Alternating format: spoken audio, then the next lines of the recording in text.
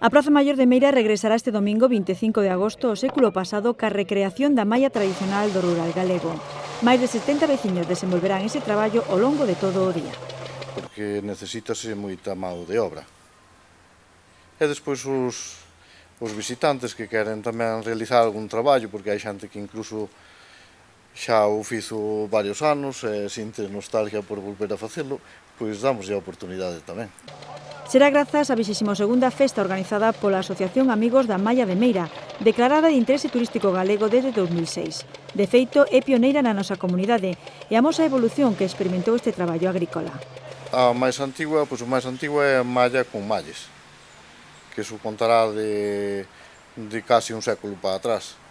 E pois temos outro tipo de máquinas que é con motor e de granadora, que terá uns 80 anos máis ou menos. E despois hai ainda outro tipo de máquina que xa movía un tractor, que xa mallaba e limpaba o grao.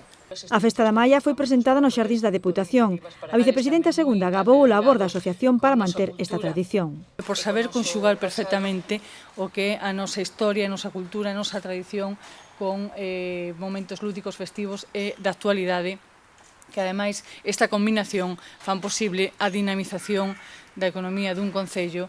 O organismo provincial colaborará co barco Muralla que atracará durante toda a fin de semana nesta localidade para dar a coñecer o patrimonio natural da provincia e cunha exposición de traxes rexionais dos fondos do Centro de Artesanía de Seño. O programa festivo inclúe tamén unha mostra de maquinaria antiga e degustación gratuita de buñuelos e viño a 1:30 da tarde. A xornada rematará ca tradicional queimada.